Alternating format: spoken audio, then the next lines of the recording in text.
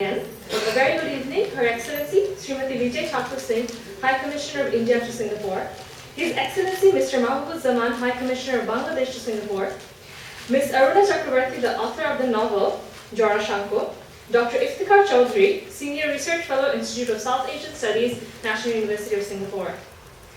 Distinguished guests, ladies and gentlemen, on behalf of the Institute of South Asian Studies and the Tagore Society, I warmly welcome you to this evening's book launch for the novel Jora Shanko, and to enjoy an evening of cultural appreciation as well. And now I would like to invite Dr. Chaudhry and Mrs. Aruna Chakrabarti to please come on stage and deliver the opening remarks.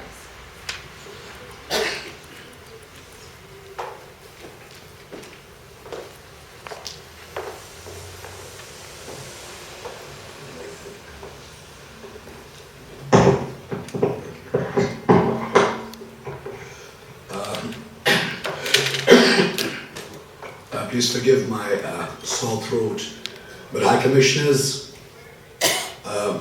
members of the Diplomatic Corps, spouses, distinguished guests, Dr. Chakrabarti, a very warm welcome to you on behalf of the Institute of South Asian Studies and the Singapore Tagore Society in this jointly organized event this evening.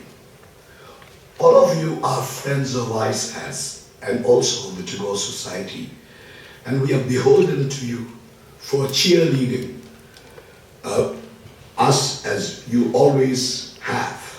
Might I add that very soon in November, you'll have yet another occasion and an opportunity to support us. This is the scheduled South Asian Diaspora Convention, or SADC. The second we shall be holding in Singapore after an incredibly successful one in 2011. This will be the largest gathering of South Asian luminaries abroad, and I extend to all of you a very warm invitation to attend. Ladies and gentlemen, Jora Shanko conjures up images of not just a home, though also that, but of a center of excellence of the Bengal Renaissance.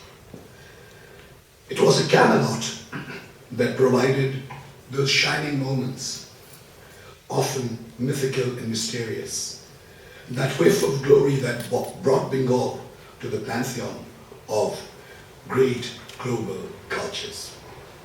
It was Calcutta's Bloomsbury, except unlike the one in London, a single illustrious family predominated. True, men were in control of the household, but the spirit and energy that made that home one of the greatest focal points of art and culture ever came from its women. The Tagore men were a brilliant lot. No house would have known their collection of finer minds. It could not have been easy for the women in the Tagore household. Obviously, intellectually, they were more constrained than their male counterparts. But the gap was made up by their sheer enthusiasm and the support and nurture they afforded their menfolk. As for the mighty Rabindranath Tagore himself, there were many pairs of hands that rocked his cradle. His own mother passed on when he was still very young. Responsibilities shifted to his wife, Brinadini. And then there was the inscrutable, melancholic, ever so gentle sister-in-law, Kadambini Devi, his companion, friend and playmate, who for reasons not known killed herself. The incident shattered the young budding genius Rabindranath. For a long time, she was present in him, and was it to her act he was alluding to when in the dance drama Shama, the hero Bajroshen speaks of the heroine who maneuvers supreme sacrifice from the young Uttir, whose love went unrequited. Lord, said Bajroshen, only you have the largeness of heart to forgive my inability to do so.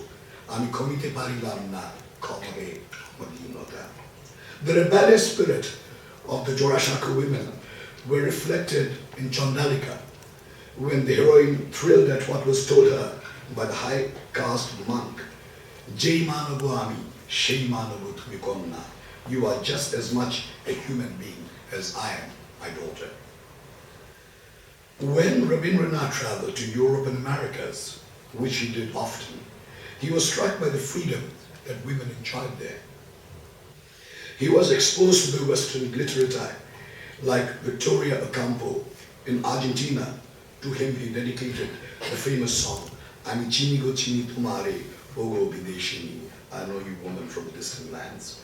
He was influenced by Western music and arts and used his new exposures to enrich his own literary ethos. Rabindranath had many friends and soulmates in the world of the intellect. One such was Count Leo Tolstoy. Though much in common between the two, both were landowners, though their hearts ached for the poor peasant. The Tagores of Joroshako were the Rostovs in Tolstoy's War and Peace. Those familiar with the allegories of Tolstoy's literature will know that War and Peace was not about Napoleonic battles. It was about the war in the hearts and souls of men and the sublime peace that resolves it. This theme had also found fruition in many of Tagore's works. If the men at Jorashako were typical Podrolog, that 9th century Bavarian status group that shaped that century's efflorescence of Bengal in a myriad ways, the women were the Bhadra Mohila, their female counterparts. Rabindranath Tagore transcends political boundaries. Two nations of South Asia, India and Bangladesh, which is my own, chose poems penned by him as their national anthems. The only such case we know of. Rabindranath Tagore's heritage comprises words, music, ideas and ideals that have spread across an entirety of the globe. Today, South Asia is at crossroads. We have just had elections in Pakistan and hoping to hold the same in Bangladesh and India in the next year. Jorashako predicts the commonality of our lives, loves and challenges at the family level. Can we not take it up several notches to the level of nations? Does not the story show us that things that unite us are greater in number than those forces that keep us apart? Elements that bring us together are deeper and more profound than those that separate.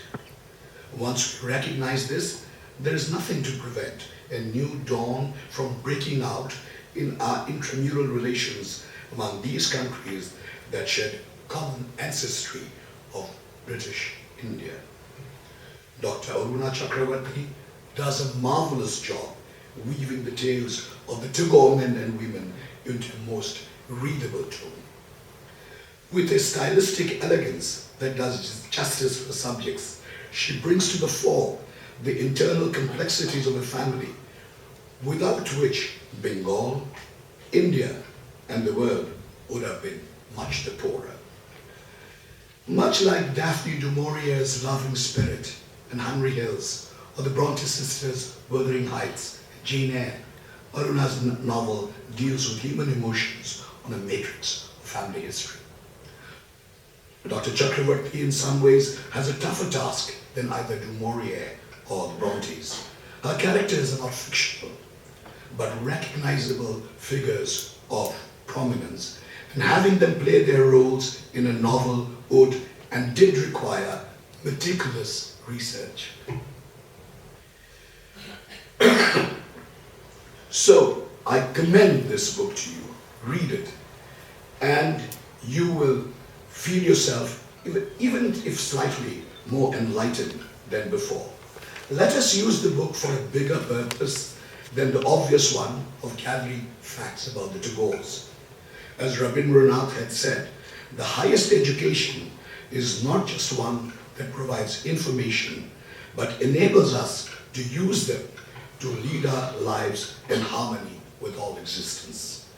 We have an excellent program for you tonight. Allow me to invite you to let your hair down and enjoy yourselves, but not before I invite Dr. Chakravarti to the podium to say a few words. Let us give her a hand.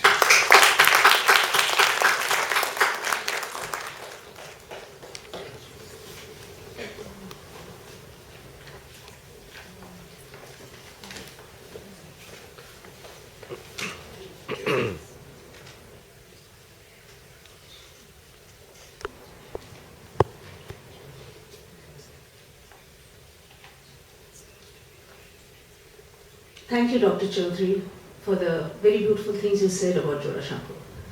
I'll begin by thanking the University of Singapore, the Institute of South Asian Studies, and of course the Tagore Society, for inviting me here to launch my book and to do the program based on it. I really don't have much to say after Mr. Chaudhary's description and his really markedly researched and studied analysis of the novel as well as the period that the novel is about. But I'll just say a few words, and I don't want to take up your time because I'm sure all of you are eager to watch the program. But I'll just say a few words about the book just to guide your expectations and not disappoint you.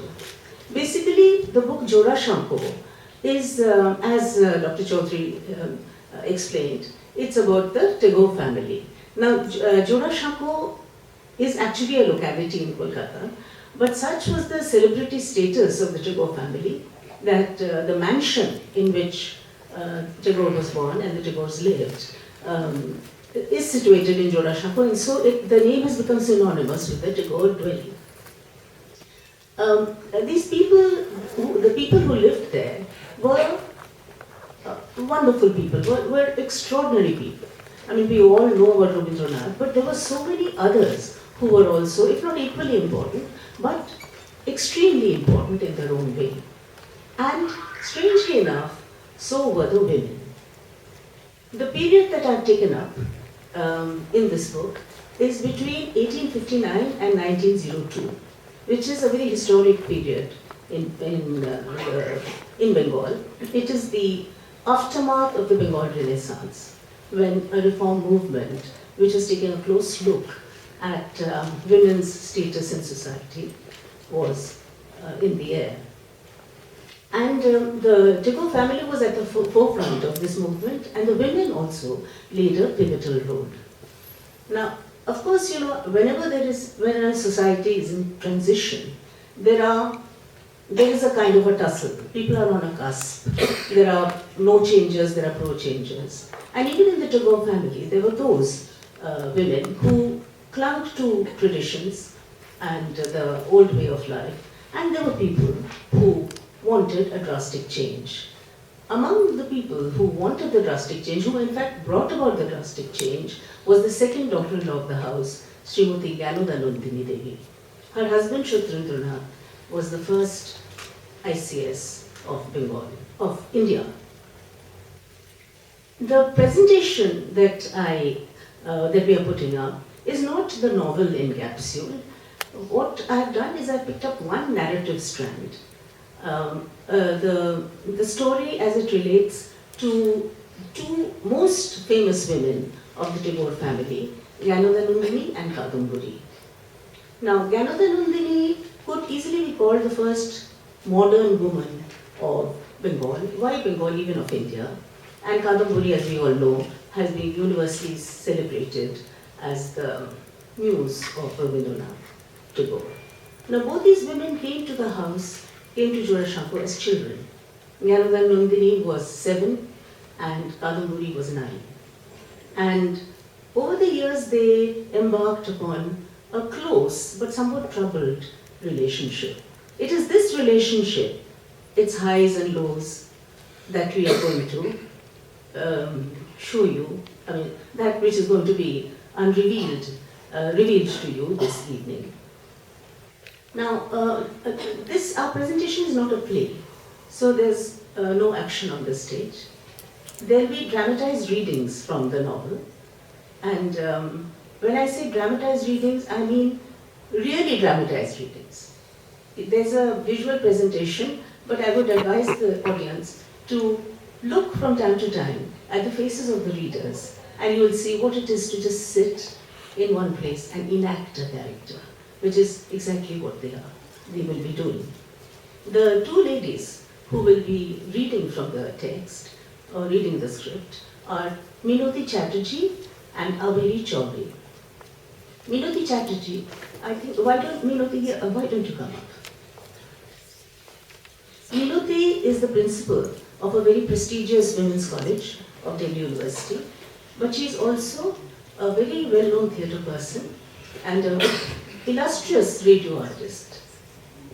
Averi Chaudhary,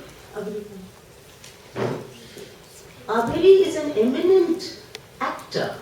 She's acted in innumerable films and plays in Bengali, English and Hindi. And she's performed extensively all over India and even abroad. Punctuating the readings, there will be musical interludes. And these have been chosen and will be sung by Jayati Ghosh. Jayati is an engineer by profession, but music is her first love. As you will see the moment she opens her mouth, you'll hear her extraordinary voice and the range and diversity of her music. Accompanying the reading and the music will be a visual presentation by Sharmila Bakshi. Sharmila has collected 155 visuals. Among them, there are photographs of the Tagore family members and of the house, and paintings by Rabindranath and his contemporaries, and other related visual material. She has especially used Rabindranath's paintings to depict Kadambari's moods, because, as we all know, Kadambari was Rabindranath's muse, not only for his poetry but also for his paintings.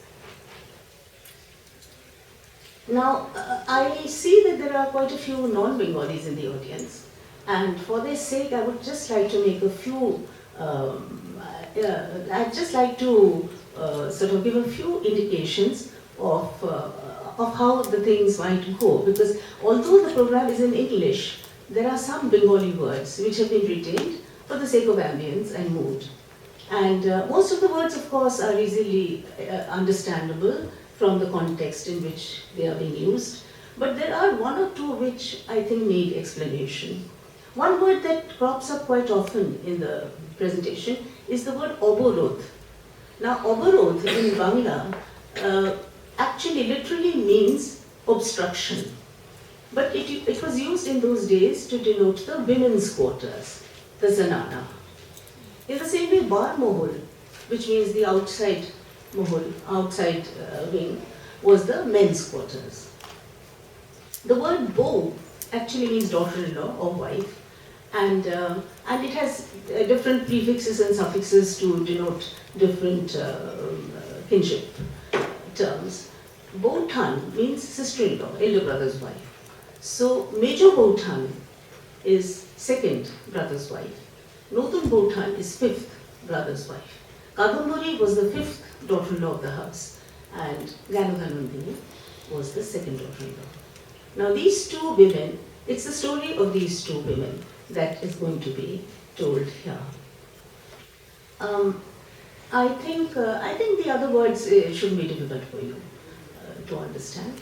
And so I'll take my leave now, but before I do that, I have two requests. One is, please switch off your mobiles, and another, please don't clap before the program is over.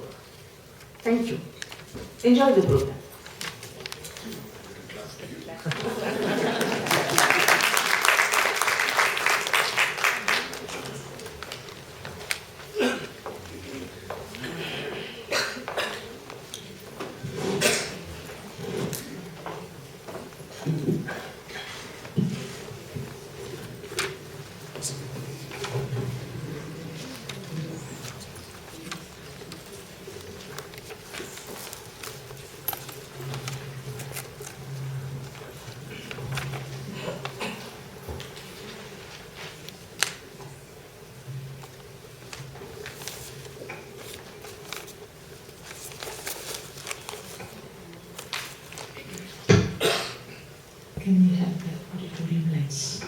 auditorium lights.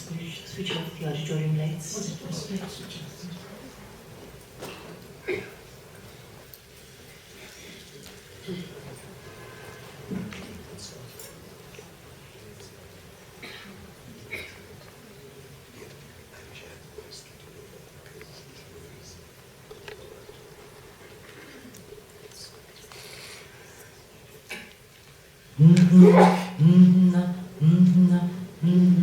Palki chale re, palki chale re, palki chale re. 8 bearers in yellow dhutis, red vests, brass bangles, and rings dangling from their earlobes chanted in a nasal monotone as the palanquin with the Tagore crest swayed and swung on its way to Jorasanko. 7-year-old Genu, who had been fast asleep, woke up with a start. Lifting the velvet curtain, she peeped out curiously. Drop the curtain, Morani. Naridashi, the serving woman sitting next to her, hissed in her ear. Pull your ghumta lower and don't fidget. We'll be reaching in a few minutes. Meanwhile, hectic preparations were on in the Tagore mansion of Jorasanko.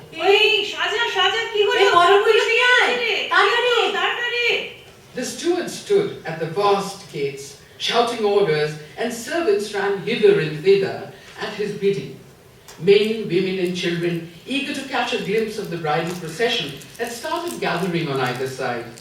The clamour of pipes and kettle drums deafened the neighbourhood, and the delicious aroma of ghee, sugar, and spices rose from the cooking pits. It was a special day. Babu Devendranath Tagore's second son, Shobtendranath, was bringing his bride home. Inside in the Oberod, the boy's mother, Sharoda Sundari, stiff and uncomfortable in a golden-crusted sari, and quantities of heavy jewelry, sat waiting for her daughter-in-law.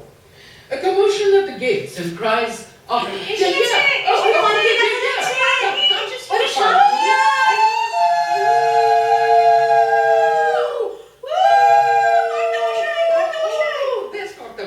and his son in the phaeton sent the women bustling to their task of welcoming the bride. Sharada Sundari rose to her feet.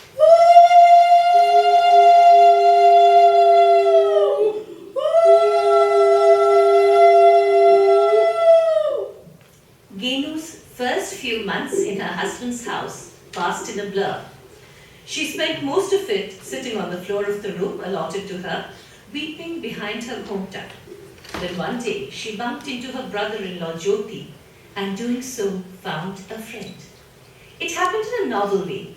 Genu was eating a bowl of muri and roasted gram when a tooth slipped out of her gum and got mixed with the food in her mouth. She chewed on it for a few seconds, thinking it was a particularly hard gram, then spat it out in her hand. It lay on her palm, a little pearl covered with yellow paste. Now Genu had a problem. In her father's village, there were many mouse holes. There were some in their own backyard next to the paddy bins. All she had to do was to find one, drop her tooth in it, and chant thrice. Little mouse, I dropped my tooth into your house. Keep it safe and send me another, stronger and whiter than your mother's.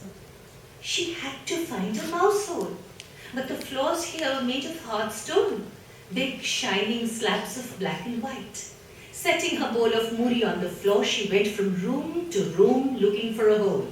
After nearly an hour, hot and tired, and on the brink of tears, a boy's voice came to her ears. Why, Major Bhutan? What are you doing wandering about alone? And with that long ghomta too? You'll fall and hurt yourself. Jyotirendranath was his father's fifth son. He was about Genu's age, but a head and a half taller. He was very handsome, the best-looking boy of the Tagore clan. Genu knew who he was. He had come as the neat-born, the little bridegroom at her wedding. My tooth fell out, and I'm looking for a mouse hole. I've looked and looked, but I can't find one. Why a mouse hole? I must drop it in the mouse hole. If I don't, I won't get another. What will I do then? Oh, come to the garden, find a mouse hole, and push that silly ghomta away. How can you walk with your eyes all covered up? Taking her hand, he ran out of the house, pulling her behind him into the garden at the back.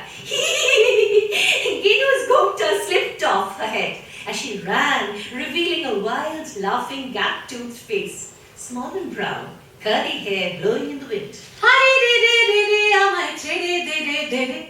যেমন ছাড়া বনের পাখি মনের আনন্দে রে হায় রে রে রে আমায় ছেড়ে দে রে দে রে ঘন শ্রাবণ ধারা যেমন বাঁধন হারা ঘন শ্রাবণ ধারা যেমন বাঁধন হারা বাদল বাতাস যেমন ডাকাত আকাশ লুটে ফেরে হায় রে রে রে রে আমায় ছেড়ে দে রে দে রে যেমন ছাড়া বনের পাখি মনের আনন্দে রে 8 years later, as the carriage stopped at the entrance and she stepped out, a gasp of awe and wonder rose from those who had come out to receive her.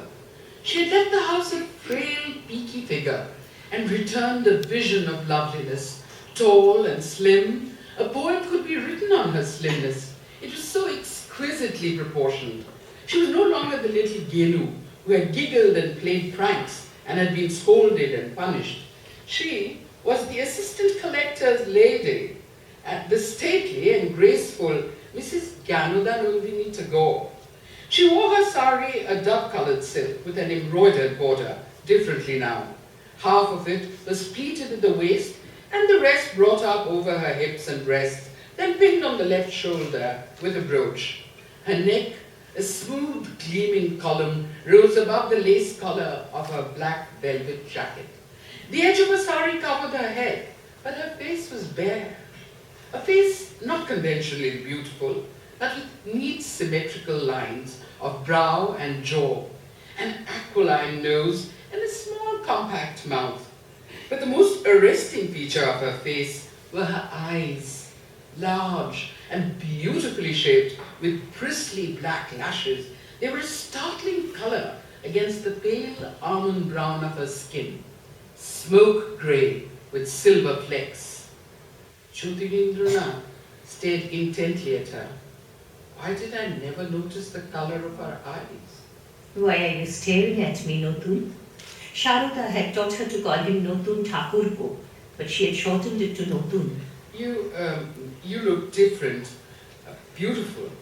I was wondering why I never noticed the colour of your eyes. লীলা বালি ভরা যুবতী সৈগ কি দিয়া সাজাই মুতরে লীলা বালি ভরা যুবতী সৈগ কি দিয়া সাজাই মুতরে মাথায় ছাইয়া টিপতি মু জড়ুয়া লাগাইয়া সৈগ পিন্ধন ছাইয়া শাড়ি দিমু ওড়না লাগাইয়া সৈগ কানো চাইয়া কানফুল দিমু পান্না লাগাইয়া শৈল কি দিয়া সাজাই মুতরে লীলা বালি ভরা Ganadanandini's mouth lifted in a sweet, familiar, one-sided smile.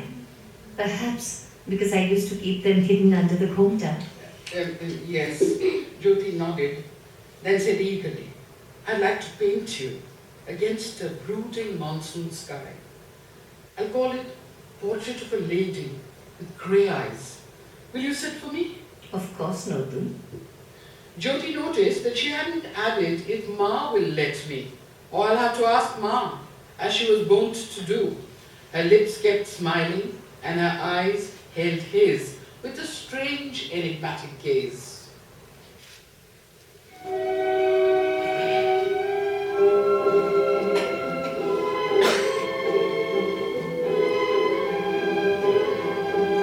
Lord and Lady Lawrence stood at the top of the carpeted steps that led down to the sunken garden, where a number of people were already seated at tables spread with the finest linen and lace. Dozens of native servants in white gloves ran back and forth carrying silver trays set with tall glasses of punch, goblets of wine and sherry, and platters full of kebabs. Most of the guests were European, but one could see a few natives here and there, all of them men. Mrs. Satyendranath Tagore. A booming voice announced, and now Ganoga stood before the governor and his lady. She had been taught to curtsy, and she had practiced it several times before coming. But in her flustered state, she bent the wrong knee, stumbled and nearly fell. Her ears blazed with embarrassment. She felt, rather than saw her hostess's pale blue eyes fixed on her in an icy stare. But the governor's face had a smile, and his voice was warm and kind as he said, Your husband couldn't accompany you, I see. Ganodar pulled herself up. She had made one mistake, she wouldn't make another. He is indisposed, Your Excellency, she said slowly with a marked Bengali accent, but in perfect English. He sends you both his regrets. She had practiced the speech the whole of yesterday and was thrilled to find that she had delivered it without faltering. Suddenly, her fears were gone. She flashed a dazzling smile at her host and hostess. I'm sorry to hear it. I was looking forward to meeting him.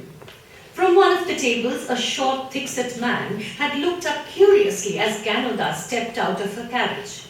His eyes passed appraisingly over the slim figure in black. Then sudden, as a thunderclap, he heard the announcement. Mrs. Satyendranath Tagore. He couldn't believe his ears. The woman was Devendro's daughter-in-law. She had come to the reception, her face bared before the world. What was more, she had come without her husband. She was making her way down the steps now. Another minute and she would see him. He rose to his feet. Ducking his head, he dashed out of the reception grounds and made his way to his carriage. But Ganodar had seen and recognized him. He was Shotendranath's granduncle, Prasanna Kumar Tagore. Shotendra's leave ended, and he was preparing to go back when Jyoti came to him with a strange request. He wanted to go with them. How can you go? Your FA examinations are just around the corner. You can come to us after they are over. Jyoti shot a glance at Ganodar, who sat on the bed sorting through a pile of clothes. I can take the exam next year. What difference will 1 year make? A lot. Baba Moshai has set his heart on sending you to England. He wishes you to take the ICS examination. You should be spending all your time and energy in studying and getting through with flying colours. There's no question of wasting a whole year. What do you think? He turned to his wife for support, but Ganodar, to his surprise, answered in a cold, indifferent voice.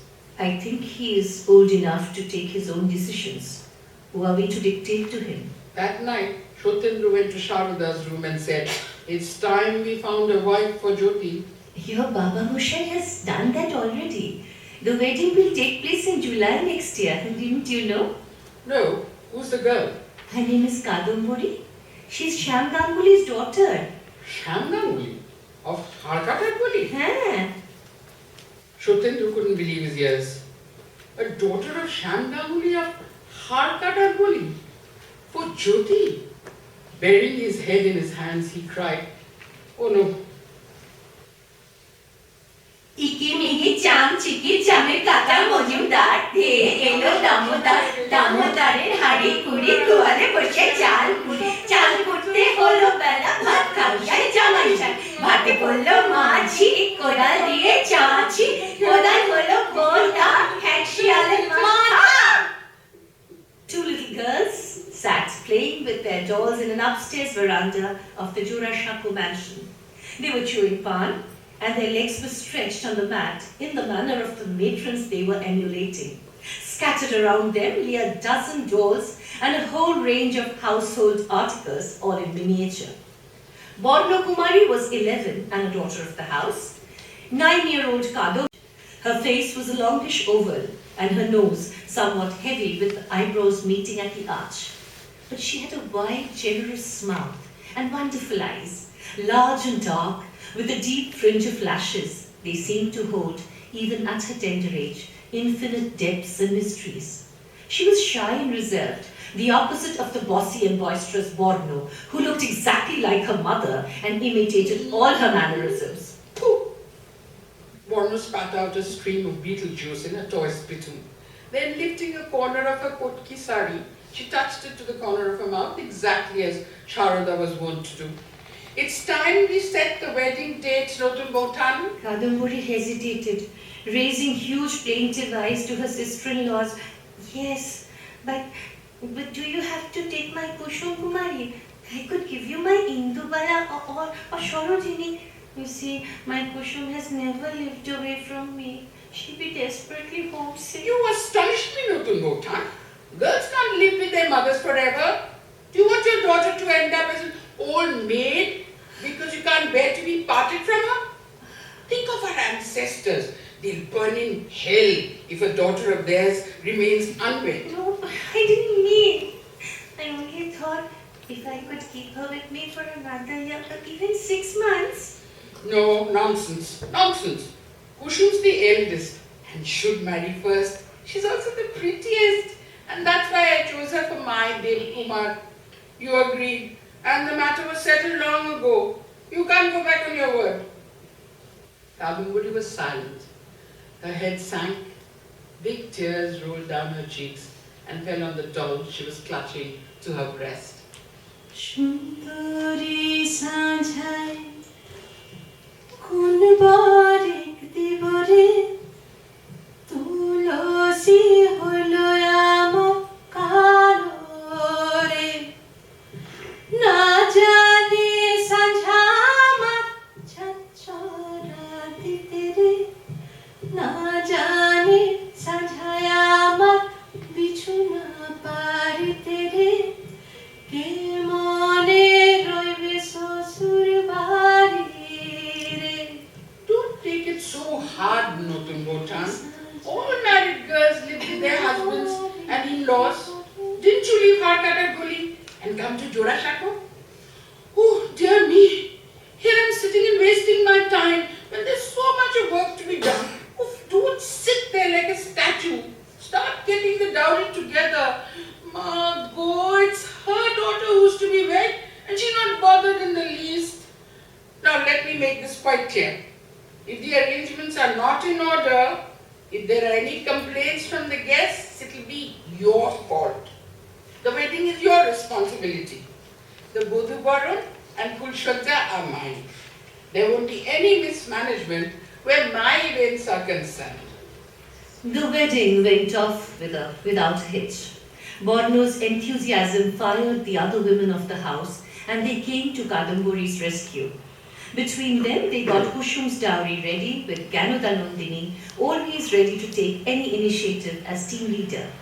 She obtained scraps of brightly colored silk, muslin, and brocade from Niyamat, the old half-blind resident tailor of the Tagores, and with the help of her sisters-in-law, cut the fabric in miniature sari lengths, dyed them with stems of shuli flowers, indigo, turmeric, and alta. Embroidered with gold thread and sequins, they made exquisite saris, each with a jacket of velvet or brocade. Tinsel and beads, strung and twisted skillfully together, replicated the most ostentatious of jewelry. ঢুল বাজে আকাশে দুতারা বাজে তাম্বের বাসরে মৃদঙ্গ বাজে তাম্বের নবীন শ্বশুর দেশে ঢুল বাজে আকাশে দুতারা বাজে তাম্বের বাসরে মৃদঙ্গ বাজে তাম্বের নবীন শ্বশুর দেশে দামাদ বড় আউশিয়া দামাদ বড় আউশিয়া মাথার শীতি আনছন দামতে বাসিয়া বাজু বন্ধু আনছন দামত সুন্দরীর লাগিয়া ঢুল বাজে আকাশে। It was a fine wedding. No other doll in Jorashako had had a more lavish one.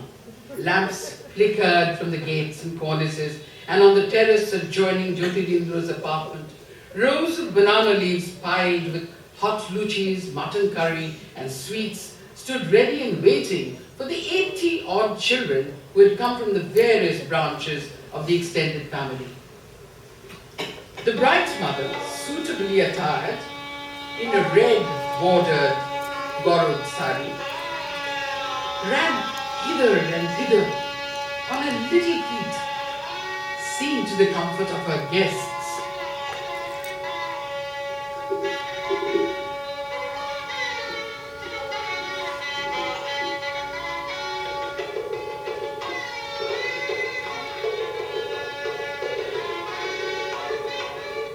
By 11 o'clock the next morning, everything was over. Kushum Kumari, flashing a streak of Shindur in her party, went with her husband to Sharuda's apartment, where Borno slept at night and kept her toys.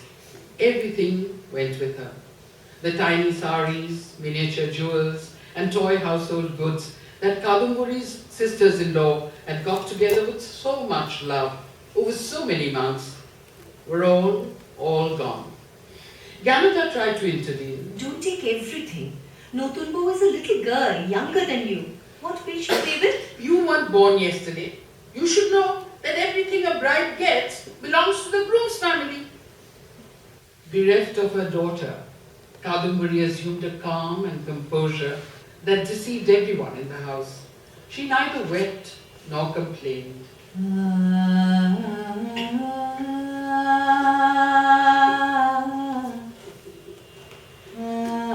She remembered something she had overheard her mother say once.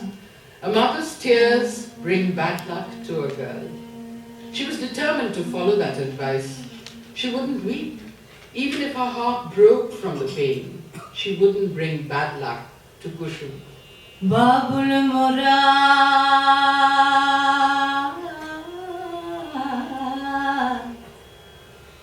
Babul Mora,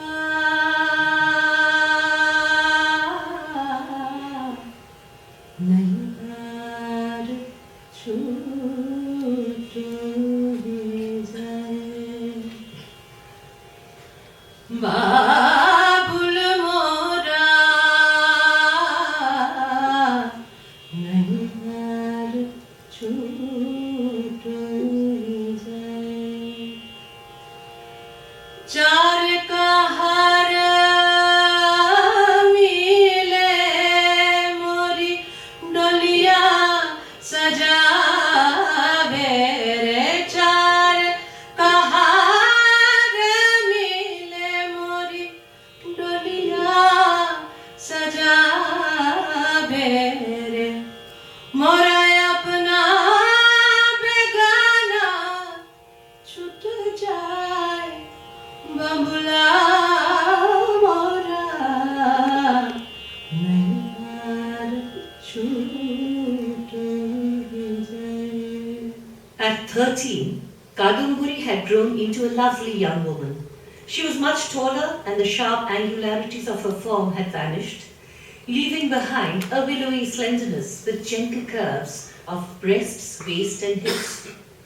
She moved about the halls and galleries of the house with a poise and dignity unusual in a girl her age. Her long oval face with its deep expressive eyes had acquired a delicacy so poignant it contained a hint of fragility. She had stopped playing with dolls. Indeed, she had left her childhood behind her on a day 3 years ago when Borno, in a fit of pique, had thrown Kushum Kumari from the second floor gallery to the courtyard below. Kadumburi had stared wordlessly at the mangled mass with the cracked skull lying on the floor, and a strange feeling, swift and elusive as a snake, had slithered into her heart. I shall die like my Kushum. In this house, my body will be lying there like hers. The thought had vanished as suddenly as it had come. She had stood staring dry-eyed at the remains of her daughter for a while longer, then walked slowly away. Amna to parbat bhaya aur tehli hui videsh. Amna to parbat bhaya aur tehli hui videsh. Babul ghar apna, Babul ghar apna, मैं चली पिया के देश. बाबुल मोरा, बाबुल मोरा,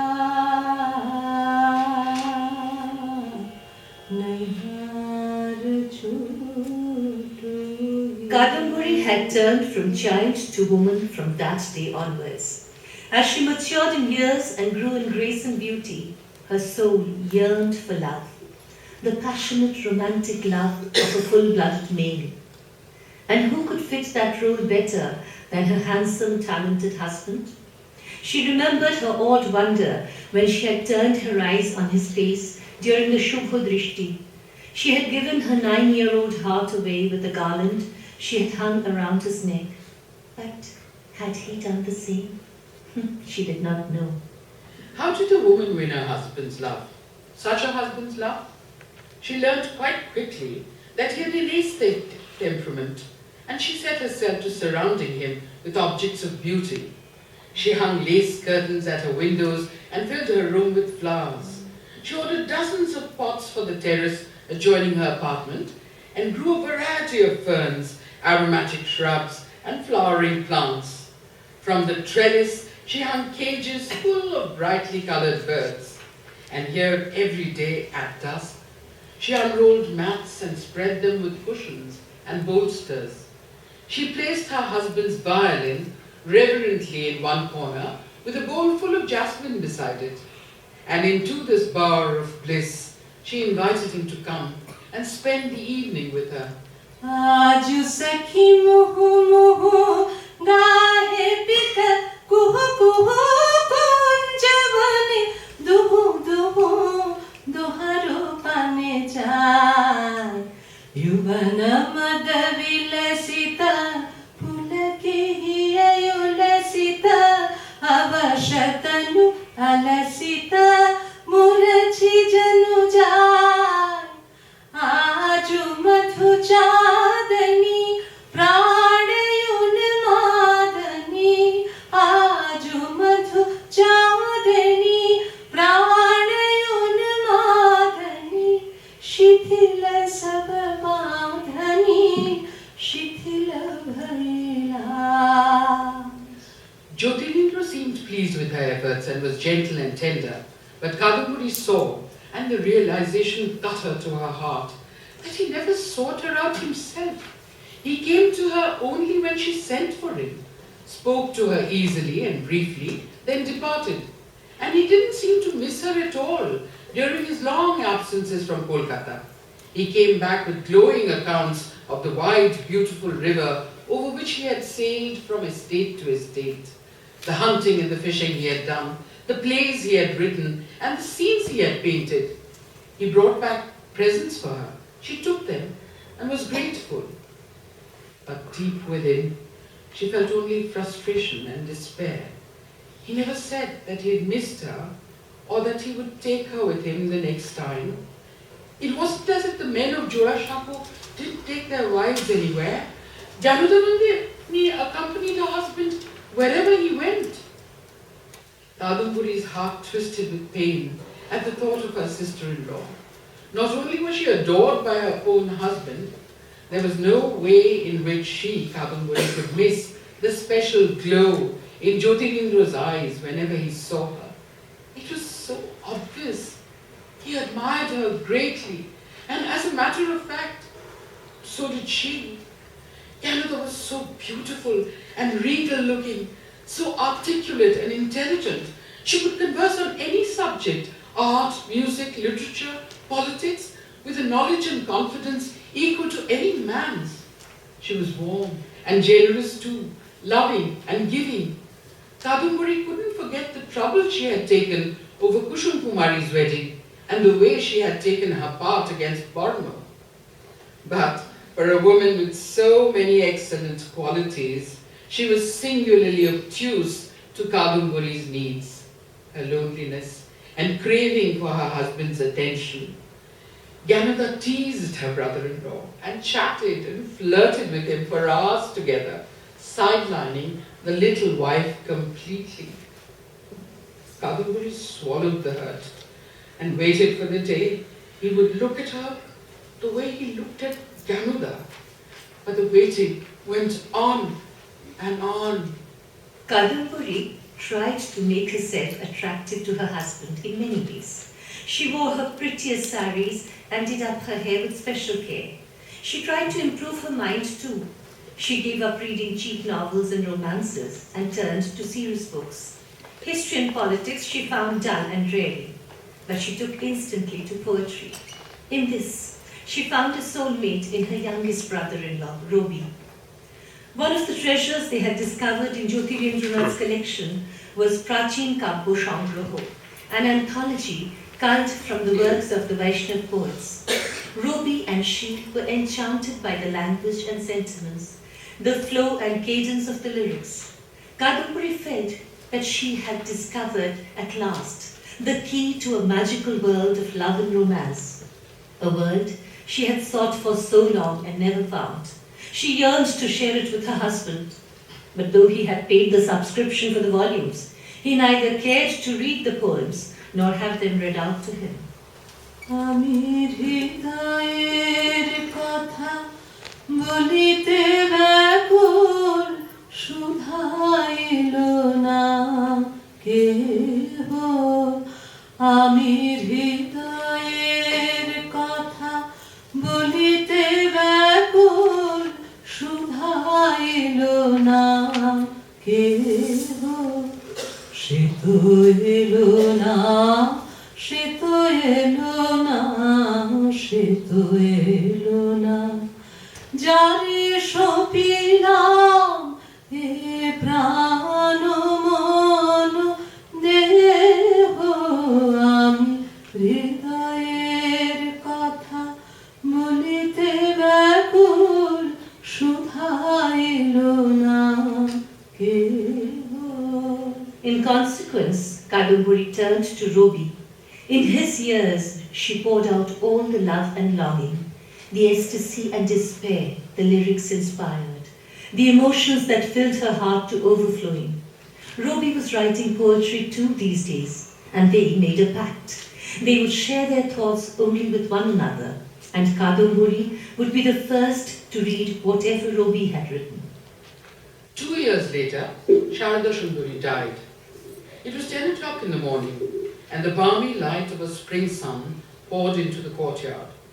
The gates of the mansion had been flung wide open as befitted a house of death, and groups of people huddled near it, talking in hushed whispers.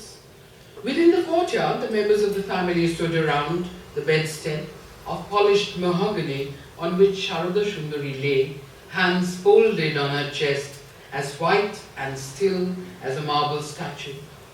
The weeping had subsided, and a deep silence, broken by Devendranath's booming voice, reciting from the Upanishads, pervaded the house. शृण्वन्तु विश्वे अमृतस्य पुत्रः आयेधमानि दिव्यानि तस्तु वेदाहमेतं पुरुषं महान्तम् आदित्यवर्णं तमसः परास्तात् त्वमेव Kadambari had taken a विदित्वा turn with the other women in applying Shindur in her mother-in-law's party, an alta on her feet, and now stood at a little distance, her eyes fixed on the bed on which she lay. And slowly, the scene shifted and altered. The place was the same, so were the people. But the light had become stronger, and all that bright clarity was playing tricks with her eyes. The men and women she saw were the same, yet not the same. And strangest of all, the woman on the bed was changing contours and becoming another, a younger, darker, slimmer woman with bruised blue lips and stark, staring eyes.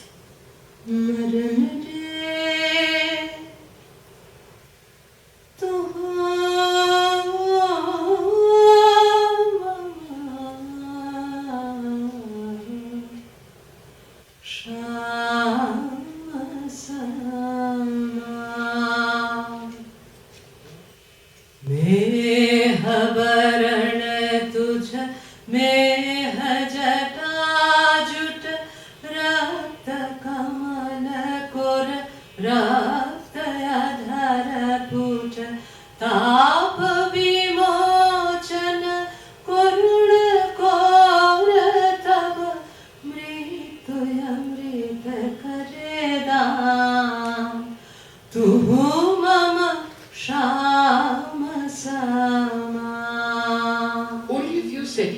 Then the vision vanished. All was the same as before. Amidst a clamour of wails and lamentations, her husband and his brothers carried their mother from the courtyard through the bar mahal and out to the gates. The face that even the sun hadn't been allowed to see was now bared before the world. That night, Kadamburi had a strange dream. She was in a room dark and full of shadows, the only light coming from a lamp burning feebly from a table by the wall. A figure vast and shapeless sat hunched over it, writing something on a piece of paper. She couldn't see his face. He had his back to her, but she knew it was a man from the hand that held the quill, a large, fleshy male hand, dazzlingly fair. She inched her body closer to his and looked over his shoulder. The quill moved slowly, etching thin, spiky black letters on a yellowing sheet. At first she couldn't read what was being written. The light was too dim. Then suddenly, the flame of the light leaped up, tall and strong, and the letters stood out crystal clear. Dear Shamlal Babu, I regret to communicate to you some sad tidings. Your third daughter, whom we were fortunate to receive as our Notun Bouma, died. Died? Night of? The lamplight blinked and flickered and the letters danced, changed form. Kadamburi strained her eyes to read the rest, her breath coming in painful gasps. But now the paper shivered as if a gust of wind was passing over it and couldn't read any more. The flame gave one last quiver and died out. The sheet rose into the air and flew about the room, knocked from one wall to another like a huge blind moth. The shadows grew deeper and swallowed everything, the lamp, the table, and the massive swaying figure, leaving her standing in a vault of impenetrable darkness. She couldn't see it, but she heard the fluttering of her death warrant around her, above her. She felt it brush past her cheek and caress her lips. A terrible fear, such as she had never known before, took hold of her. Then, suddenly, light blazed into the room, a light so dazzling that it nearly blinded her. She was looking at the wall, but it wasn't a wall. It was a giant mirror in which she was seeing herself.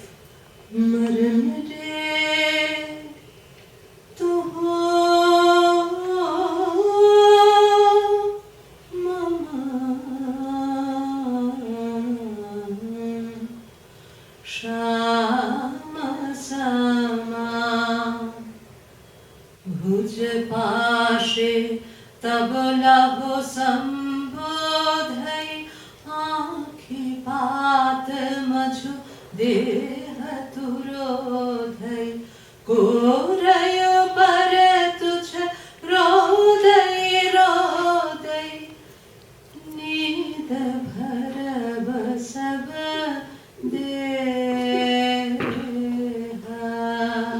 She stared at her reflection and was flummoxed. Was it she, Kadamburi, fifth daughter-in-law of the house of the Tagores of Jorashako? If so, why did she look so different, so strange and exotic?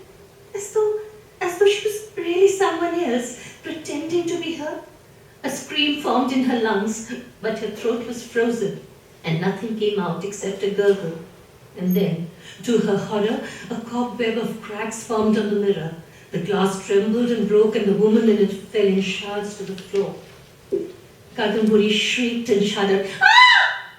What is it, Notumbo? You cried out in your sleep. Did you have a bad dream? Her husband put his hand on her brow. It was burning with fever. Kadamburi suffered from periodic bouts of malaria for the next 3 years. Her body, always slender but supple as a bamboo stem, became stiff and brittle as though a strong puff of wind could bring it down with a crash. She had some strange fevers, accompanied by severe migraines, which felled her for a couple of days, then left as abruptly as they had come. Jyoti's grand-aunt, Shubhankari, loved her and worried about her. It wasn't only her health. Her whole personality had undergone a sea change. She had been a warm, loving, generous girl till only the other day. Now she kept to herself and was cold and distant with everybody. What's wrong with you, Notun Natpo? Kadamburi turned her face away, biting her lip and trying not to cry. Didn't Didima know what was going on in the house? How she was being treated? She was constantly overhearing whispered remarks like, Barren palm tree. Notun Thakurpa. 19 years and nothing to show for it. Not even a stillborn. I know what you're thinking, Notun Natpo. I'm childless too, and a widow. Haven't I been through it all? But by avoiding everyone, you are making things worse for yourself. Ignore what you hear. The whispers will die down.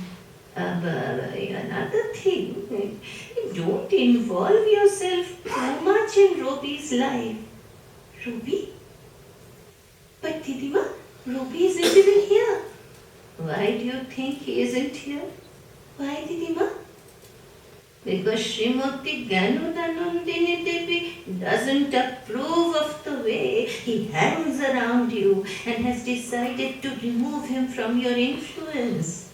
She has convinced her husband that Robi is wasting his time writing silly, sentimental verse which won't get him anywhere. And that you are encouraging him. She made him talk to your father-in-law and persuade him to send Robi to them. Kadamburi couldn't believe her ears.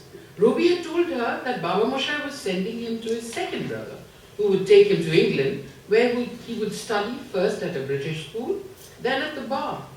Kadamburi had welcomed her father-in-law's decision and got Robi ready for the journey, and her parting advice to him had been that he should work hard and be sure to pass his examinations. But he was also to find time for his writing. I encourage Robi to waste his time. Does my sister-in-law know that what she calls silly, sentimental verse has been applauded by the greatest poet of this age? Biharilal Chakraborty has said more than once that Robi has a special gift and that a great future lies ahead of him. Before Shubhankari could respond, she ran to her room and flung herself on the bed, weeping bitterly. Why? Why was Gyanudanandini bent on taking everyone she loved away from her? She herself was God's chosen one. He had endowed her with beauty, elegance, status, an adoring husband, and beautiful children. She even had the unqualified devotion and admiration of Kadamburi's husband. And what did Kadamburi have? Only the love of poetry she shared with Robi and the little glow he brought into her heart by his affection and dependence on her. She remembered Christ's parable of the rich man and the poor man. The rich man had gold, lands, herds of cattle. The poor man had nothing but a little lamb. And the rich man took the lamb away from the poor man. Gyanuda had done just that. She had taken Robi, the only thing Kadamburi had, away from her. Kadamburi wept for a long time. Then, feeling a niggling pain creeping towards her left temple, she rose hastily and wiped her eyes. She mustn't let herself get overwrought. It would bring on a migraine. She should think coolly and calmly of what had happened and decide how to deal with it. Should she speak to her husband? She mulled over the idea and abandoned it. He wouldn't be ready to hear anything against his Major Botan. In his eyes, she was the embodiment of the perfect woman. Mature, strong, capable. Everything that Kadamburi was not. How blind men were, she thought. How could her husband miss the underlying hardness in Gyanuda's character or her controlling nature? Bharabhadra Mahabhadra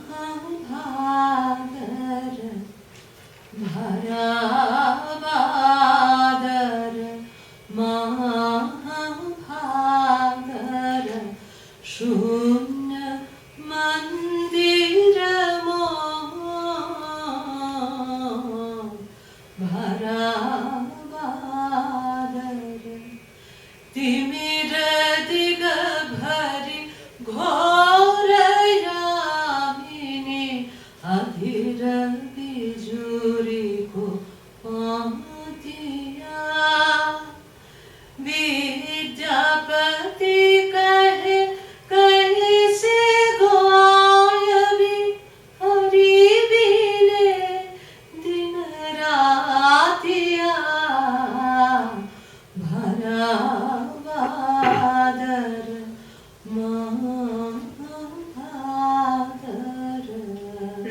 returned a year later. Far from having studied at the bar, he hadn't even finished his schooling. Ganoda came with him. Her children were now old enough to receive an education, and what better place was there for the purpose than Kolkata? Taking up a house in Lower Circular Road, she started living in great style and luxury. But she didn't cut off ties with Jorashako. She had come to the house as a child, and it was the only family she knew. And having an extremely responsible nature, she involved herself generously in each one's life. It was she who had recognized young Obon's artistic talent and persuaded his father to arrange special painting lessons for him. Now she started a journal called Balok, to which every child of the extended household was encouraged to contribute. She loved everybody with a possessive, controlling love and received love and respect in return. Even the women who had criticized her for setting up a home of her own were won over when she had their photographs taken by a renowned photographer. As for the young men, they adored her. She gave them such good times, was so lavish with her gifts, they gravitated naturally towards her. And Jyotirindranath, of course, spent most of his evenings in her house. One afternoon, Ganoda came into Kadumbori's room to find her sitting on her bed, embroidering an ashon. Jyotirindranath sat hunched at a table by the window, poring over his new play Manmoi. Why do you waste your time in such useless work, Notumbo? There are so many other worthwhile things to do in life. Kadumbori stiffened.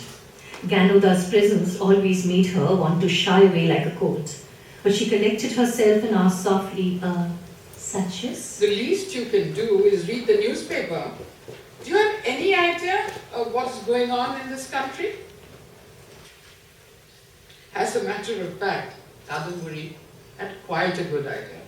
She was constantly overhearing her husband and her friends discussing the merits and demerits of the rulers, but she had no intention of taking a defensive position. She smiled and bent over her work with renewed concentration. But Ganoda would not take the hint. Apart from the waste of time, fine embroidery of the kind you're doing is bad for the eyes. You haven't been well. You need fresh air and physical exercise to perk you up. Turning to Jyotirindra, she said, you should take her for drives in the evenings. Why don't you? You're a very bad husband, Notun. No, not a bad husband. Jyotirindranath corrected her. Only a busy one. What he had said? Did the two have a secret language? A code of their own? She did a strange thing. Musing on it later, she couldn't imagine what made her think of it. Putting her hand under her pillow, she brought out a painting. A watercolor done on plain drawing paper of a couple galloping across a wide meadow. Robi gave it to me. He did it himself. Ganoda took it in her hands and examined it. She didn't recognize the people, but the landscape was familiar. They were the Downs of Devon. Ganoda frowned. When did Robi paint this picture? And why didn't he show it to her first? I don't care to sit in a carriage and be driven sedately from one part of the Maidan to another. What I'd really like to do is to ride a horse myself. Like this woman. And like what's her name? Like Golab Shundori. Two pairs of shocked eyes stared at her. Golab Shundori was a young actress who had recently created waves in the theatre world. She came from a line of common prostitutes, but her singing, dancing and histrionic powers were such that she had caught the eye of the great actor Ardhendu Shekhar Mustafi, who had brought her out from the brothel in Shonagachi and enrolled her among the staff of the National Theatre. Jyotirindranath wrote plays for the National and was a frequent visitor.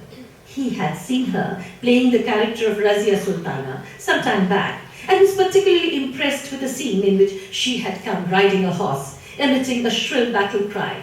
He had given Kadumbori an enthusiastic account and ended with the words, I thought she was brilliant, even better than Binodini. What does she look like? Jyotirindranath had considered the question, then looked up at his wife and said in a puzzled voice, why, coming to think of it, she looks somewhat like you. Do you know her? Kadumbori had thrown her husband a searching glance. A little. he had changed the subject abruptly. Now Kadamburi broke the silence that had fallen into the room. Hagu, have I said something I shouldn't have? It's easier said than done, Notunbo. Why, Meju Didi? If Golab Shundari can, women learn riding, I will too. In a shari. No, I'll be riding here. Ganuda and Jyotirindranath exchanged glances. The farmer's eyes were amused, the latter's bewildered. Can you do it? Living here in Jorashako? Why not, Meju Didi? If my husband permits it, who can stop me? Hago, you've always said that you admire women who have the courage to break the rules of the Oborot. Breaking the rules of the Oborot is all very well, but there's a limit. What you propose is appalling. What will people say? Kadamburi's mouth curled with amusement. The look wasn't lost on Ganuda, nor were its implications. It made her blood boil. You want to model yourself on an actress? A common prostitute? Golab Shundari is not a prostitute anymore. She's an artist of high repute. Everyone admires her, even your Notun. Ganuda turned red with fury. She looked at Jyotirindranath, expecting a shocked denial. But he said nothing.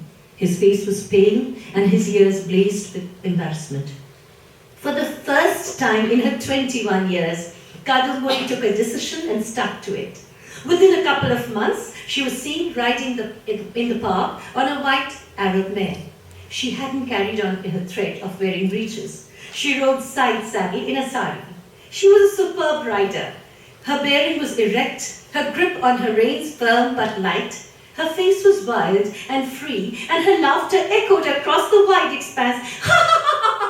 হারে রে রে রে রে আমায় রাখবে ধরে ঘিরে দাবা নলের নাচন যেমন সকল কানন ঘেরে হারে রে রে রে রে আমায় রাখবে ধরে ঘিরে বজ্র যেমন বেগে গর্জে ঝড়ের মেঘে বজ্র যেমন বেগে গর্জে ঝড়ের মেঘে অট্টহাস্যে সকল বিঘ্ন বাধার বক্ষ চেরে হারে রে রে রে রে আমায় ছেড়ে দে রে দে রে যেমন ছাড়া বনের পাখি মনের আনন্দে রে হারে রে রে রে রে আমায় ছেড়ে দে রে দে রে।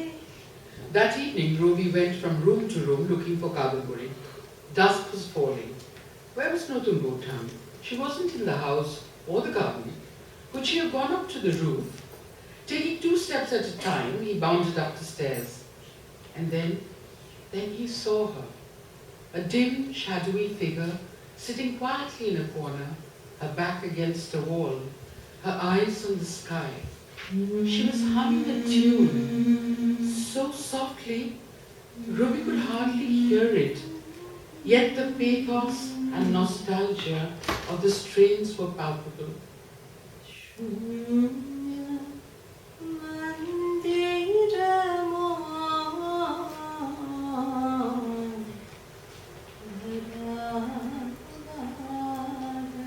Why are you sitting here all alone, Notunbo Tham? Kadamburi turned to look at him. She was wearing a dusky pink crepe sari with a short-sleeved jacket, the color of clotted blood. Her long, beautifully molded arms were bare.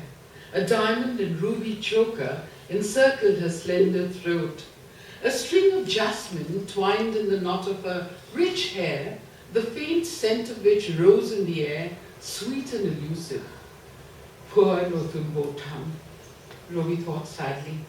She dresses up every evening and waits till late in the night for Jyoti Dada. But he doesn't come. Doesn't come. Ruby made a correction. He comes, but not for her. Jyoti Dada, who had cherished dreams of becoming a shipping magnate for years, had bought a ship recently and asked Major Botam to help him with the decor. She had been to England and knew what the interiors of British ships were like, and he was determined that his ship would be as luxuriously fitted as those of his white counterparts. Every day news came to Notunbo Tham's ears that they had been seen together at shops and auction houses. Ruby sighed. A fragment of a song, as yet unwritten, stirred in his head. Shauka hai, He hummed under his breath. Elena. What next? His mind went blank. He couldn't think of another line. Shrugging his shoulders, he sank down beside her and took her hand. It felt hot and dry, brittle like an autumn leaf. Nothing more time? Tell me a story. Hi, I tell you a story, but I don't know any. Tell me about yourself. What is there to tell, Robi? I am the only daughter of Sham Ganguly of Harkatar Guli. You know everything about me.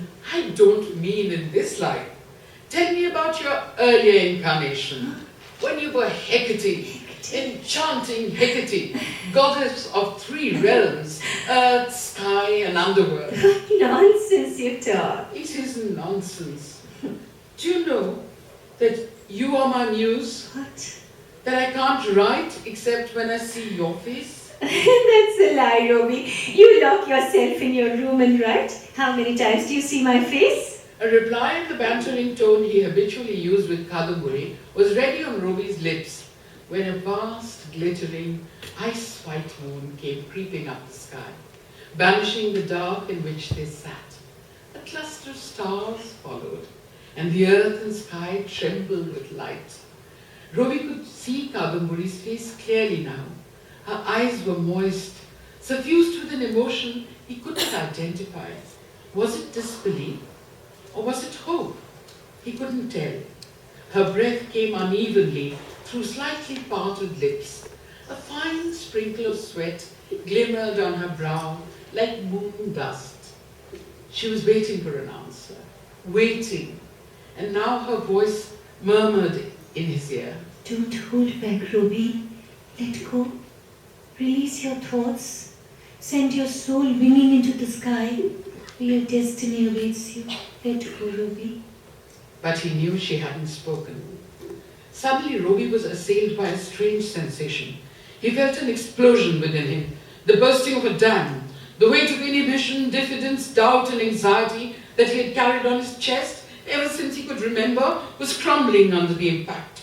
A terrible spasm, a gut-wrenching pain tore through his vitals as the walls which wombed the dark, clammy, confined space in which his poetry lay trapped was reduced to rubble.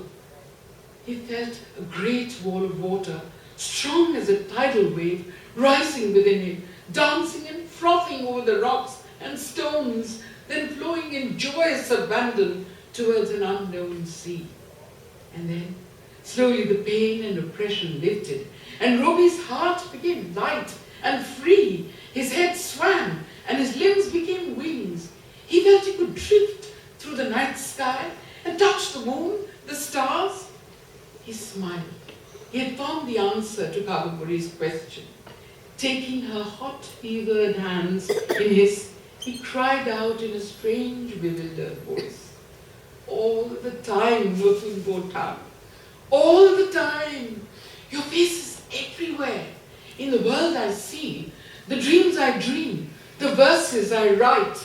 You are my poetry, and my poetry, you.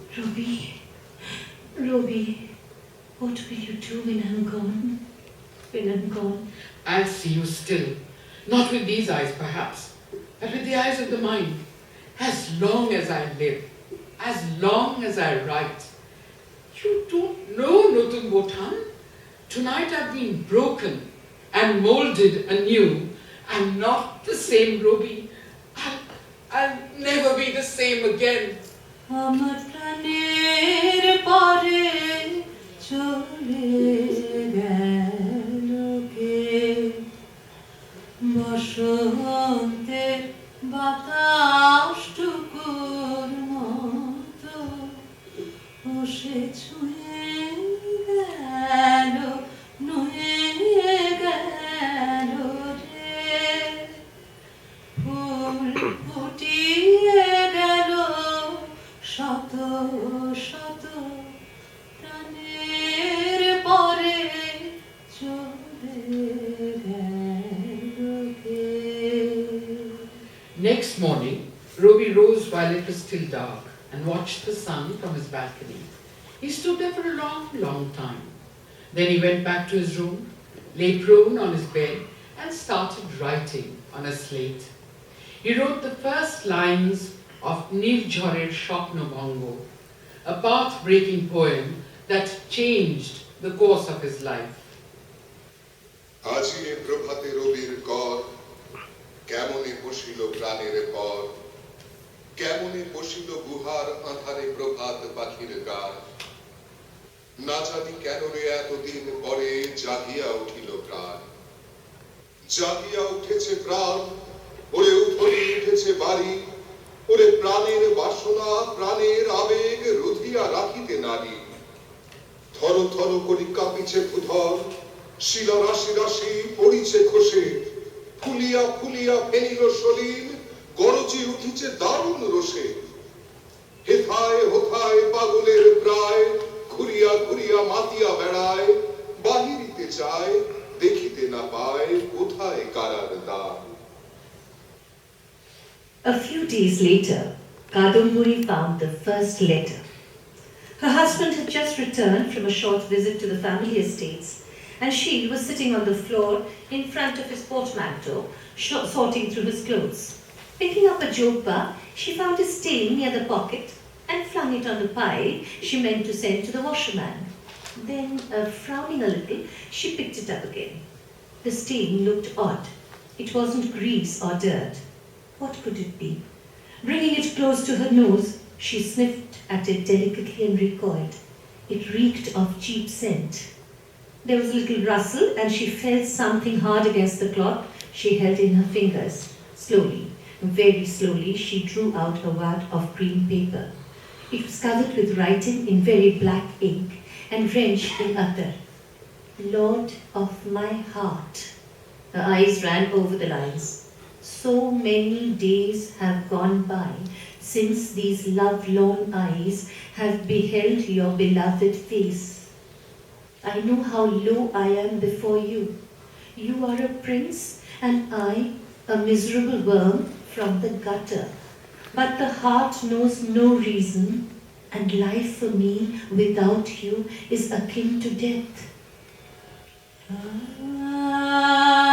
কিশোর বাজে ভাঙার দি মাঝে কিশোর বাজে ভাঙার দি মাঝে আমি জানি আমার মন জানে কাহারো ছবি হৃদয়ে রেখে ভাবি আমি জানি আমার মন জানে কিশোর বাজে ভাঙার দি মাঝে আমি জানি আমার মন জানে কাহারো ছবি হৃদয়ে রেখে ভাবি The letter ran on and on. 2 sheets of close writing full of scratches, cancellations, incomplete sentences, faulty spelling and grammatical mistakes. It described repeatedly and in detail the rapture that the first sight of Writer Babu had brought to the woman's heart.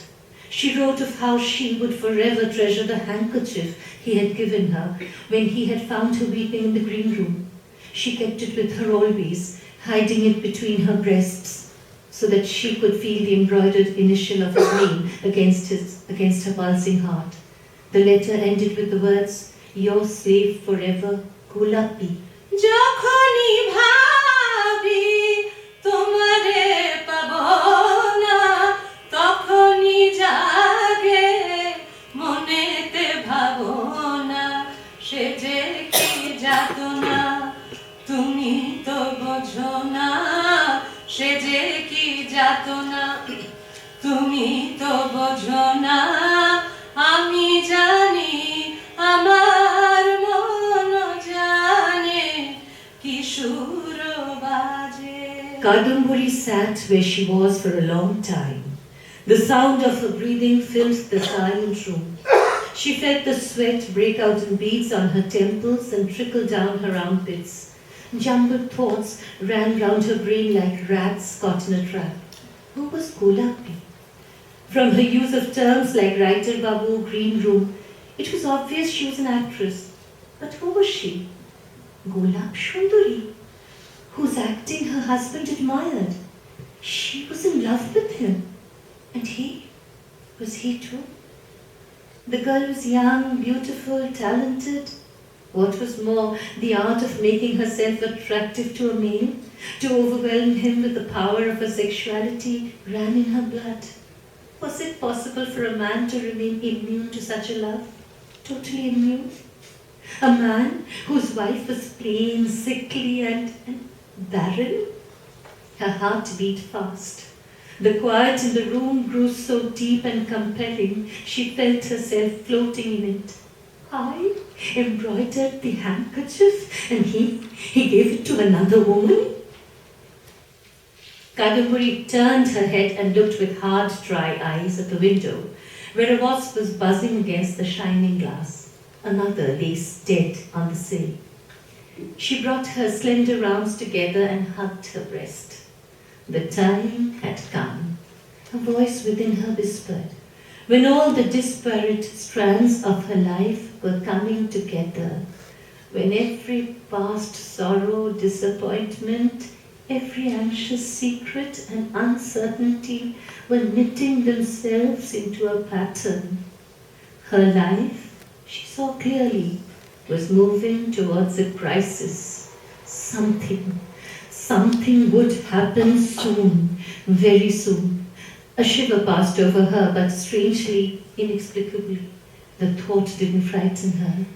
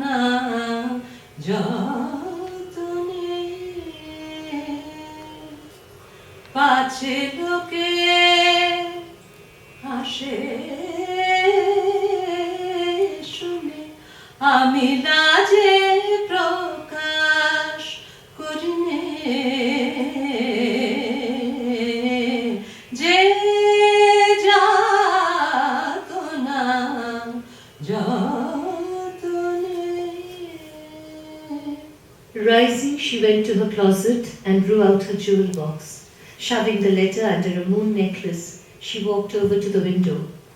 The wasp was still buzzing against the pane.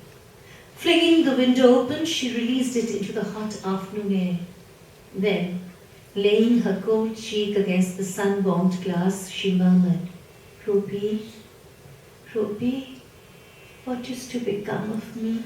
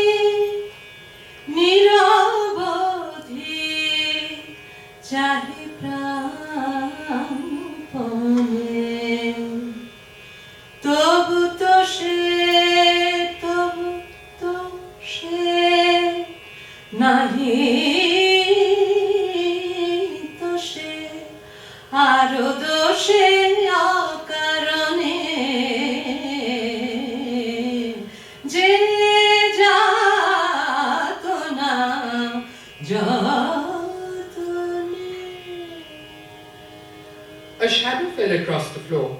A woman with a large bundle on her hip stood at the door. It was Bishu, the weaver's wife.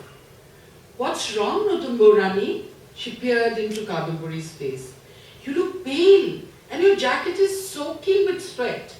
Do you feel unwell? No, but I told you, Vishu, last time that I won't buy any saris. I have other stuff too. Take a look. You don't have to buy. Kadambari glanced with lackluster eyes at the shidur, alta, ribbons, beads and other fripperies. Bishu kept packed between her saris. Suddenly she caught sight of a bundle wrapped in red muslin. What's in that? There are roots and herbs to cure ailments.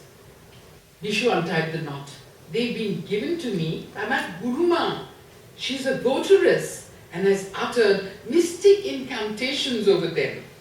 Kadambari picked up a small velvet pouch and asked. And this? Bishu took it from her hand, loosened the string and tipped the contents onto a palm. There were about 20 pellets of some sticky black substance. These are balls of opium. They soothe the nerves and induce sleep. They are very powerful. Give me some.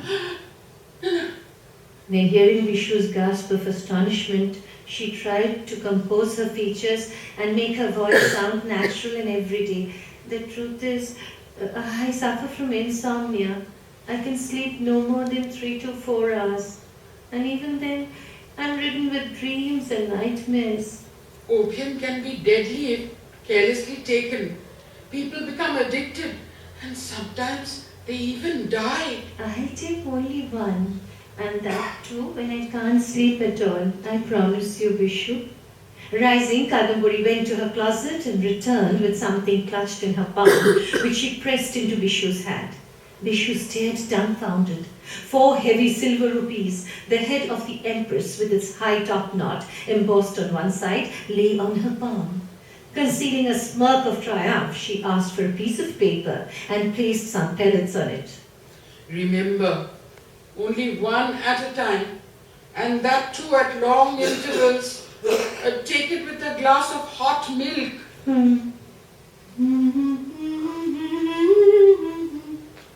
গুনগুনিয়ে আমারে কার কথা সে যায় শুনিয়ে ঘরেতে Kadambari sat up in bed and looked out of the window which stood open with the curtains pulled back. It was a glorious morning of early summer.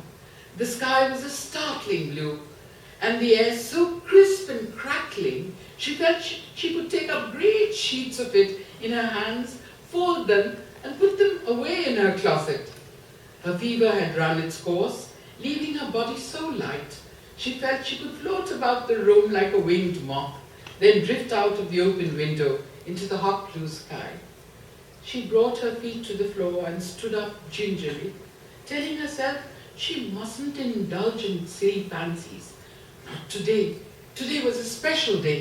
আলোতে কোন গগনে মাধবী জাগলো বনে আলোতে কোন গগনে মাধবী জাগলো বনে এলো সেই ফুল জাগানোর খবর নিয়ে সারাদিন সেই কথা সে যায় শুনিয়ে ঘরেতে ভ্রমর এলো Her husband's ship was ready at last, and it was to embark on its maiden voyage down the Ganga to Khulna.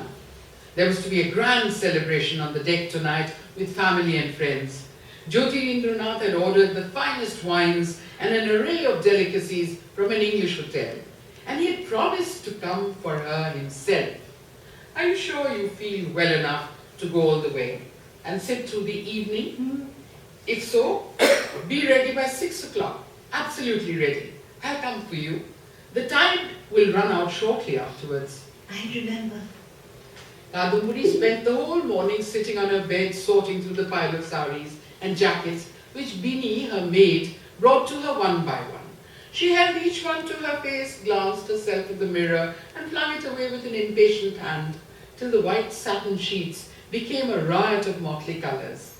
Finally, she settled for a peacock blue Varanasi silk, woven all over with flowers, leaves and buds in heavy gold. Her mother-in-law had given it to her at the time of her wedding, but she had never worn it. Greenie stared in surprise.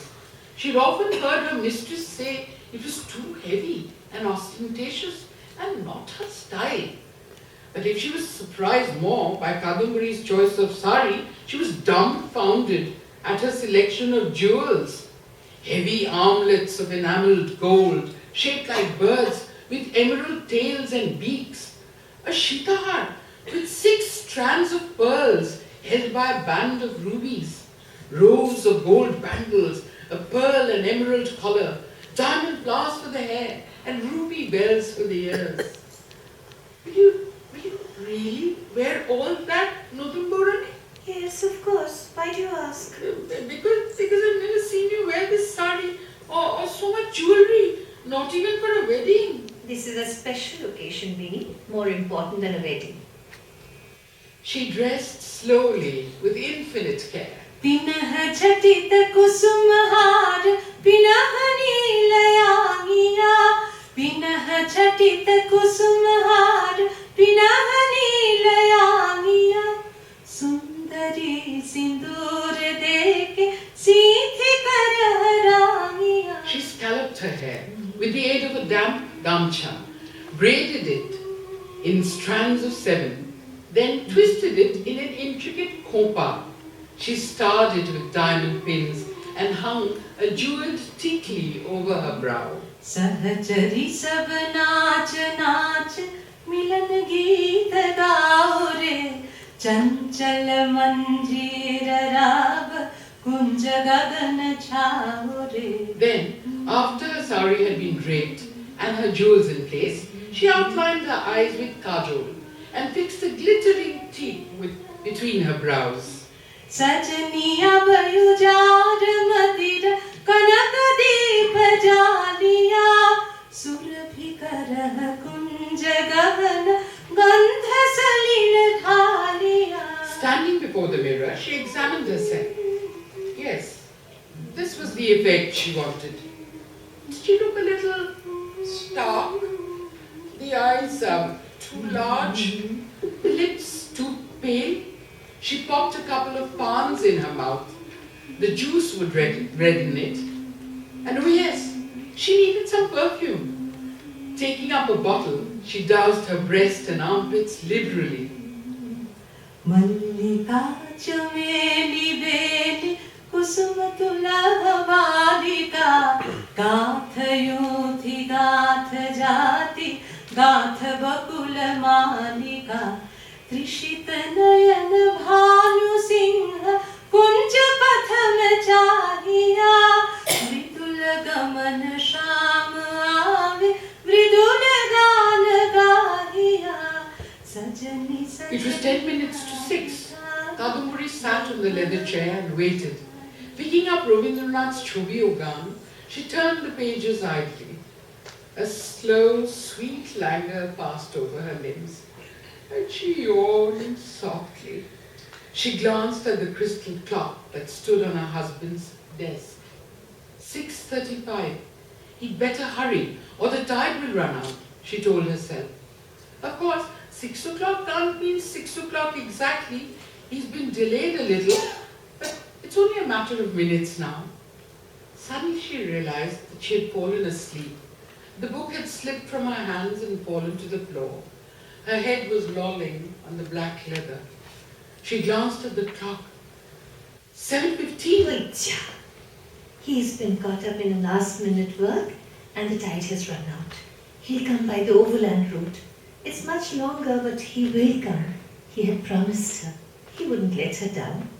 Not on an occasion like this. A series of images passed before her eyes. Jyotirindranath, looking quite unlike his suave, debonair self, was muttering worriedly, "I must go and fetch Notumbo. I promised her." Jyotirindra was sneaking out of the ship and getting into his carriage. "Drive to Jorashako," he was telling the coachman. "As fast as you can. We must bring your Notumbo Rani." Poor Kadamburi. The reality was totally out of sync with her imaginings. Even as she leaned out of the window, her senses strained to hear the first sound of the carriage wheels. Jyotirindranath and Gyanodanandini were standing side by side at the head of the carpeted steps that led to the moon-washed deck.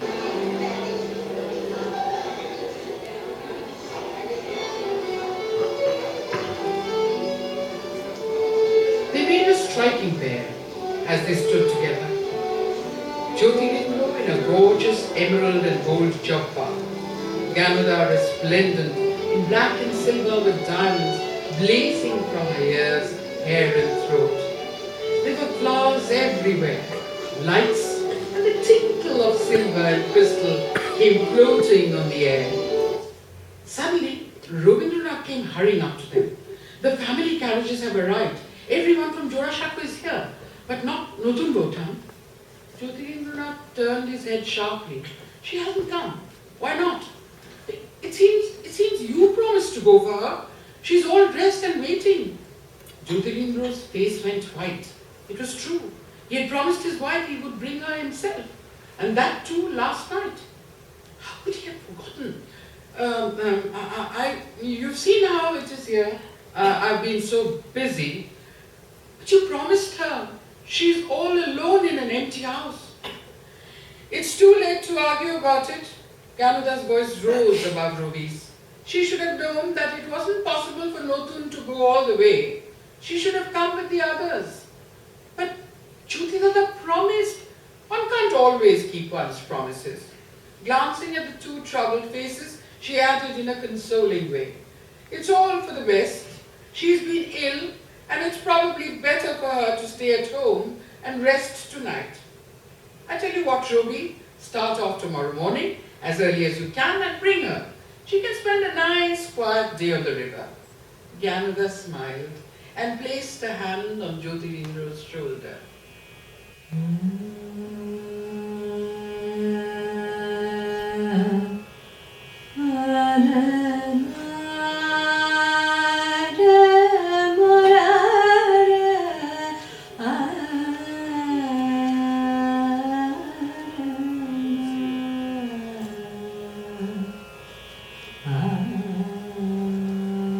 Kadambari stood at the window, her eyes fixed on the dimly lighted street. Any moment now, she would hear the majestic roll of her husband's feet and she stood on tiptoe, poised for flight. She would dart out of the room and down the stairs, reaching the porch even as the horses came cantering in. She wouldn't waste a minute. Hours passed. Carriages came and went, and all the while she went on